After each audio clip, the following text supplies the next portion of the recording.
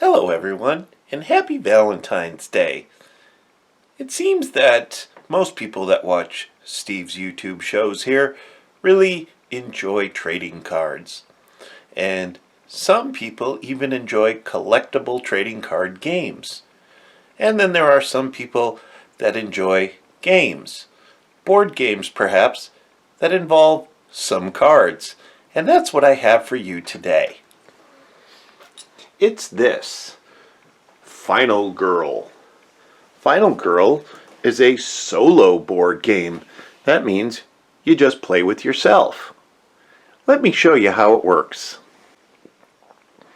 So, as they say here, according to themselves, they are the most funded solo game of all time on Kickstarter. What I have here is their entire Series 1. And you'll see what a series involves. What it involves is a very large box. And check this out. It's set up in this box to look like a bunch of old VHS tapes of movies. And there's the VCR. So the whole premise here is the final girl is the last person left alive in a lot of the classic horror movies like Nightmare on Elm Street and Friday the 13th and Halloween and all that stuff. And that is what this is based on. You take on the role of a final girl, like this one, Rico. See, look, it's a card. You take on the role of the final girl and you have to eliminate the killer, as if you're in one of these movies.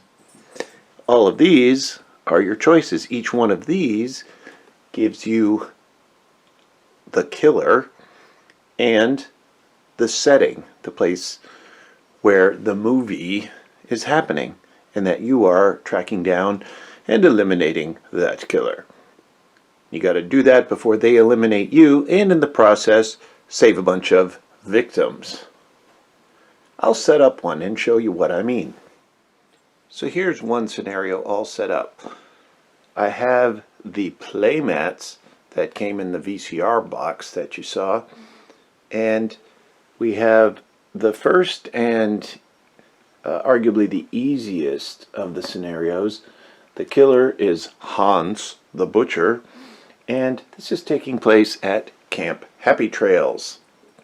So pretty much like a Friday the 13th thing going on there. You know, all of those things are copyrighted, so they couldn't actually get the licensing for those, but who cares? We all know what's going on. And this is my figure of the final girl. There's Hans, and all those yellow things in the middle, those are the victims, the other people along the way that we can save. And it's done by using these cards. Sorry about the glare. I put them in protective sleeves. So to start off, I can use these cards. I can do a weak attack, focus, walk. Focus means I can reduce the horror level. I can take a short rest. I can walk. So those are basically the free cards. And as you go through the game, you can purchase any of these other cards that give you other abilities. So let's try something here. I'll put down that I'm going to walk, because what the heck else am I going to do there? So I walk, but I can't just walk. I have to roll the dice, and when I roll them, if I roll 2 stars, I can move 2 spaces, and it'll cost me 1 unit of time. If I roll 1 star, I can move 1 space, and it'll cost me a unit of time.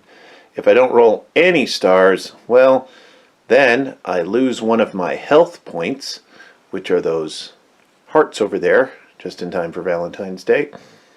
But you don't want to lose them because, you know, that's like hit points. It means you're dying. It'll also cost me 2 times. See, time is a precious commodity in this game because it is a race against time after all, isn't it? To get the killer before the killer gets you. So anyway, I'm going to walk, but before I can walk, I've got to roll a die.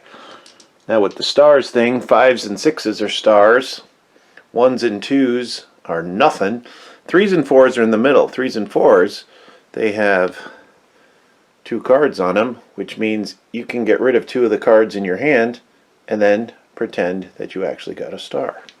So let's see what I get. Ooh, well that sucked. I got a 1 and a 2, which when I'm playing the walk card means I can either just straight up lose 2 of my time units, or I can lose 2 time anyway, lose a heart, and still move a space. I don't want to lose a heart yet, so I'll just lose the time. So the time here, you always start off at 6 at the beginning of each round, and it goes down. And whatever time you have left there, like right now I'm on 4, whatever time I have left I can use to purchase these other cards, which range in price from 1 to 6 of those hourglass time bits there. So let's just say I decide to call it quits and not get any farther behind. So now it's the killer's turn. Up here it says what the killer does. The killer will attack anyone in its space, but there's no one in its space yet. So then you turn to the terror card. Unveil the terror card, and this one says, he just keeps coming. And this means he will start moving, and if he lands in a space with either the final girl or a victim, he will attack them. This thing means the horror level is going up. That's this. That keeps going up. If it gets above 6, it means you roll 1 less die. So I'd only be rolling 1, and then there's no way I could get 2 stars because I'm only rolling 1. On the other hand, there are cards and ways you can make the horror level go down. If you get it down into the green there, down at 1 or less, you can roll 3 die instead, or 3 dice. So let's see. Where is he going to move? Right there it tells me he can move 1 space, and he does 2 damage when he attacks. Always moves towards the victims. He'll move, what's the closest victim? I guess we're going this way. He would move that way. Not a very exciting first turn. Turns out this game is really hard to win and hard to kill the killer. I don't know if you can see all that. He's got 12 of them hearts there. You got to eliminate all of those. When you actually attack, typically you only do 1 damage. So that's going to take a while to bring him down to nothing. There are a few cards here that you could land a couple of damage to him. And there are some items that you can search for in certain spots. Some of those items might be a weapon that does more damage. But, you know, you just keep on playing it out until one of you is no longer alive.